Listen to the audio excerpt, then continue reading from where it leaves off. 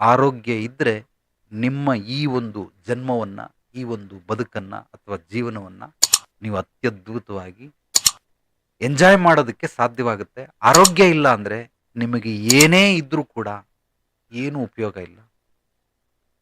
ನರಕಯಾತನೆ ಅನುಭವಿಸ್ಬೇಕು ಅನಾರೋಗ್ಯ ಏನಾದರೂ ಪ್ರಾಪ್ತಿಯಾದರೆ. ಆದ್ದರಿಂದ ಆರೋಗ್ಯಕ್ಕೆ ಮೊದಲ ಆದ್ಯತೆ, ಮಾನ್ಯತೆ.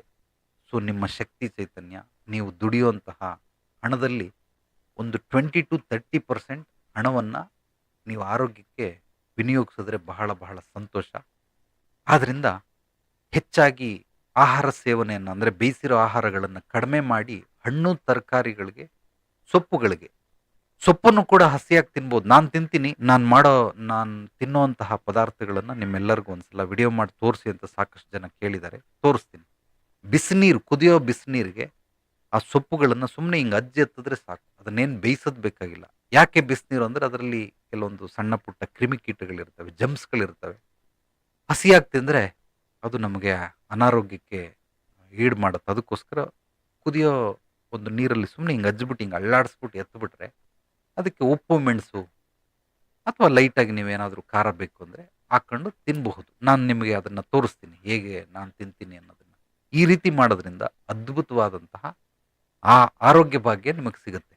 ದಯಮಾಡಿ ನಿಮಗೆ ಕಟ್ಟಕಡೆಯದಾಗಿ ಹೇಳುವ ವಿಚಾರ ಏನು ಅಂದರೆ, ಈ ಪ್ಯಾಕೇಜ್ಡ್ ಡ್ರಿಂಕ್ಸ್ ಅಂದರೆ ಕೋಕೋ ಕೋಲಾ, ಥಮ್ಸಪ್ಪು, ಅದೇನೋ ಲೀಚಿ ಅಂತ ಡಬ್ಬದಲ್ಲಿರ್ತದೆ, ಮೆಟ್ರೋಲ್ ಸಿಗ್ತದೆ ಲೀಟ್ರ್ ಗಟ್ಟಲೆ, ಅದನ್ನು ನೀರು ಕುಡ್ದಂಗೆ ಕುಡಿತಾರೆ. ಈ ರೀತಿ ಪ್ಯಾಕೇಜ್ ಮಾಡಿರೋಂಥದ್ದನ್ನು ಸೇವನೆ ಮಾಡಬೇಡಿ. ಇದು ಬಹಳ ಬಹಳ ಅಪಾಯಕಾರಿ. ಮಾಡಿ ಅದೊಂದು ಸಲ ಎಲ್ಲರೂ ಟೇಸ್ಟ್ ಮಾಡಲೇಬೇಕು. ತಿಂಗಳಿಗೆ ಒಂದು ಸಲ ಮಾಡಿದ್ರೆ ಯಾವುದೋ ಒಂದು ದಿವಸದಲ್ಲಿ ಜಂಕ್ ಫುಡ್ಗಳು ಕೂಡ ನಿಮ್ಮ ಆಸೆ ಆಕಾಂಕ್ಷೆಗಳು ಪೂರೈಸ್ಕೊಳ್ಳೋದಕ್ಕೆ ಉಪಯೋಗಿಸ್ಕೊಳ್ಬಹುದು. ಆ ರೀತಿ ಲೀಚಿ ಅದೇನೇನೋ ಇರ್ತವೆ, ಅದನ್ನೆಲ್ಲ ಈ ಬೇಕ್ರಿ ಐಟಮ್ಗಳು, ಎಗ್ ಪಫ್ಸು ಮತ್ತು ಅದೇನೋ ದಿಲ್ ಪಸನ್ನು ಏನೇನೋ ಇರ್ತವೆ. ಇದನ್ನೆಲ್ಲ ತಿನ್ನಬೇಡ ಅಂತ ಹೇಳ್ತಾ ಇಲ್ಲ. ತಿಂಗಳಲ್ಲಿ ಒಂದು ಸಲ ತಿನ್ನೋದ್ರಿಂದ ಏನೂ ತೊಂದರೆ ಇಲ್ಲ. ಪ್ರತಿ ವಾರದಲ್ಲಿ ಒಂದು ಸಲ, 2 ಸಲ ಪಾನಿಪುರಿ, ಬೇಲ್ಪುರಿ ಇದನ್ನೆಲ್ಲ ಖಂಡಿತವಾಗ್ಲೂ ಆ ರೀತಿ ಉಪಯೋಗಿಸ್ಬೇಡಿ. ಯಾವಾಗಲಾದರೂ ತಿಂಗಳಲ್ಲಿ ಒಂದು ಸಲ ಉಪಯೋಗಿಸೋದ್ರಿಂದ ನಡೆಯುತ್ತೆ. ಸಾಧ್ಯವಾದಷ್ಟು ರೆಡಿಮೇಡ್ ಫುಡ್ಗಳನ್ನು ಮಾಡಬೇಡಿ.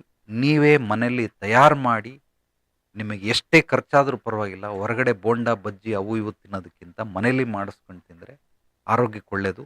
ಇದು ಎಲ್ಲದಕ್ಕಿಂತ ಅತಿ ಮುಖ್ಯವಾಗಿ ನಿಮಗೆ ತಿಳಿಸುವಂಥ ವಿಚಾರ, ಈಗ ಕಾಯಿಲೆಗಳು ಬರ್ತಾ ಇರೋದು ಮೂಲವಾಗಿ ಆಹಾರ ಪದಾರ್ಥಗಳಿಂದ, ರಾ ಐಟಮಿಂದ. ಅದರಲ್ಲೂ ಮೂಲವಾಗಿ ಎಣ್ಣೆ. ಆ ಎಣ್ಣೆ ಕ್ರೂಡ್ ಆಯಿಲ್ ಅಂತ ಮಾಡ್ತಾರೆ, ಅದರಿಂದ ಮಾಡ್ತಾರೆ. ಆ ಎಣ್ಣೆ ನಿಮಗೆ ಎಲ್ಲ ಥರ ಅನಾರೋಗ್ಯಕ್ಕೆ ಅದೇ ಮೂಲ ಕಾರಣ. ಆದ್ದರಿಂದ ಕೆಲವೊಂದೆಲ್ಲ ಈಗ ಯೂಟ್ಯೂಬು, ಫೇಸ್ಬುಕ್ಕಲ್ಲಿ, ಸೋಷಿಯಲ್ ಮೀಡಿಯಾದಲ್ಲಿ ಗಾಣಗಳು ತೋರಿಸ್ತಾರೆ. ನೀವೇ ತೊಗೊಂಡೋಗಿ ರಾ ಕೊಟ್ಟರೆ ಅದನ್ನು ಎಣ್ಣೆ ಮಾಡಿಕೊಡ್ತಾರೆ, ಅಥವಾ ಮಾಡಿಟ್ಟಿರೋದನ್ನ ಬಳಸ್ಬೋದು. ನಾನು ಕೂಡ ಬಳಸಿದ್ದೀನಿ, ಬಹಳ ಚೆನ್ನಾಗಿದೆ. ಅದನ್ನು ಕೂಡ ನೀವು ಮಾಡಿಕೊಂಡ್ರೆ ಆ ಎಣ್ಣೆಯನ್ನು ತಿನ್ನೋದ್ರಿಂದ ಅದ್ಭುತವಾದಂತಹ ಆರೋಗ್ಯ ಪ್ರಾಪ್ತಿಯಾಗುತ್ತೆ.